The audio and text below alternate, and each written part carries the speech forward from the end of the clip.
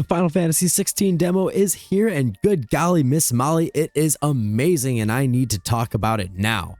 If the full game can hold the quality that this fairly large 2-hour demo was able to hold, which is just a couple of chapters in the first act of the game, this game is definitely poised to be a real contender for Game of the Year this year. So let's dive in and break it down. Let's start with a brief overview of what happens in the demo. I'm going to try to keep this fairly spoiler free, however, if you wish to be completely free of spoilers, go to the timestamp listed on screen now or go to the description below and proceed to the next section where we break down all the different areas of the demo. The game starts with us with current day Clive and company dropped into the midst of a battle, and right off the jump we get to experience just how grand the scale of this game will be. We witness Titan and Shiva duking it out, and we get to see how intense icon battles are going to be, with the devastation that it causes around them. At the end of this experience, we cut to a flashback of a younger teenage Clive training to be a shield for his younger brother Joshua. We get a really good combat tutorial that breaks down the core pillars of how the combat works in this game between the physical attacks, casting magic, dodging, countering, parrying, and how staggering works. After finishing up that tutorial, we get some very good story setup and get sent down on a mission to clear up some goblins in a forest.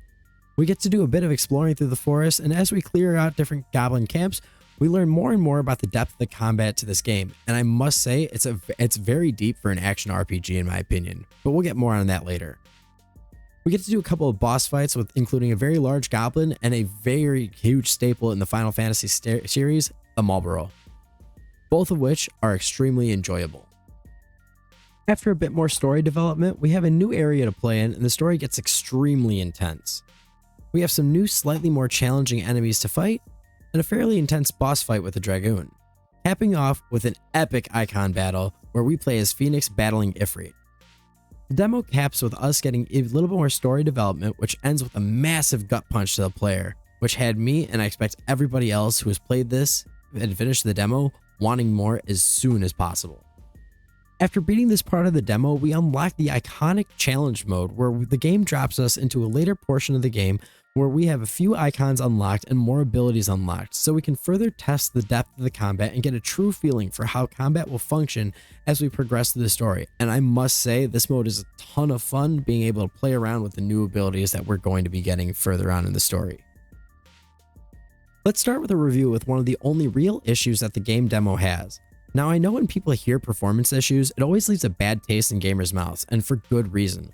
When over the last few years, we've had several games that have been released in a downright broken state and being damn near unplayable. You can't help but be wary of a game that has performance issues on release. However, I can say in this case, it feels like it's being said to nitpick as the demo was nowhere near unplayable. In fact, I think it handles extremely well in cases where you would expect the performance to be an issue, during hectic battles where there's a ton of action going on. In fact, I hadn't noticed any real issues during my playthrough during these high intensity moments and only noticed a few dips in frame rate during times of exploring. This is something that I fully expect to be fixed early into the game's release. Now, while I hadn't played the demo with any of the accessibility options on, I will say it's kind of neat how and what they did to try to make the game more accessible to players.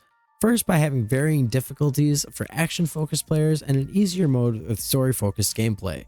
They took it a step further by adding different equipment to the game that'll give different enhancements to the player to make the game more simple to play, such as a ring to slow down combat, allowing players more time to react, a ring that would automatically evade all evadable attacks, another ring that would automatically execute tougher combos just by hitting the square button, and finally another ring that would automatically use healing items when needed. Let's get in the meat and potatoes of the game, the gameplay. Let's start with movement and exploration. Movement is the other small issue that I had with the demo.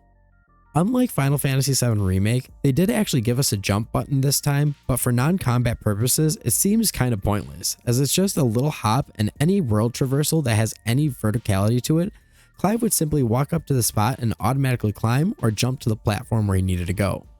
While jumping does serve a purpose in combat as there's an ability that is used by jumping, it didn't seem overly mandatory as we had not had any aerial enemies in the demo, though if aerial enemies do make an appearance in the game, it'll definitely feel good. Exploration, on the other hand, was very well done.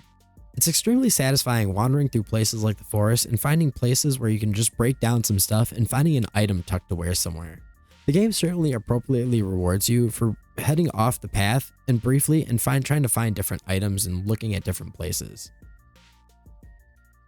The combat in this game was handled masterfully. Most of us know that a huge name had come in as the battle director, and they, along with their team, had knocked the combat out of the park with how well it was made.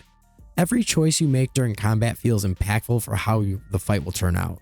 Whether it's taking advantage of a small window you have to parry, executing a perfect dodge to create an opening, ending a physical combo with a magical strike to get increased damage, or even using your combos after a stagger to get as much damage dealt as possible, all feel extremely rewarding and satisfying to pull off. With how tactical the game actually is with this combat, it almost feels akin to the joy I used to feel with older turn-based Final Fantasy games, as each decision I made felt impactful for the fight at hand. The executions you would perform on certain downed enemies always felt good to pull off, and the cinematic attacks and evades that would happen during boss phase transitions were always a joy to see. Although it's a small detail, the fact that we actually have to participate in order to make those transitions happen definitely helps with the immersion into the combat. While the story we received so far has not been going on for too long, the game does a very good job of gripping the player into the world and having them connect with its characters. Clive seems like a real individual who has his struggles and his flaws to battle through. The writers and the actors did a phenomenal job connecting the player with the characters and making us care about the journey we are about to embark on in this world, as well as the characters we're going to spend our time with. Right out of the first line we hear the antagonist say, the players are going to feel a massive hatred towards them. Even with the small and limited amount of time we've spent in this world, the demo, you can already tell that as long as the quality of the story keeps up for the rest of the game, the antagonist is certainly going to be on the level of other great Final Fantasy antagonists like Sephiroth and Kefka. You're going to genuinely care about the people that Clive cares about. The amount of emotion and care the voice actors deliver their lines with exemplifies the idea of show, not tell, when going through storytelling. While I'm not going to spoil the end of the demo, I will say the end filled me with so much raw emotion that I was honestly surprised that as I finished the demo, that they were able to make me care so much about characters and make me feel what Clive must have been feeling at the end of the demo in such a short amount of time.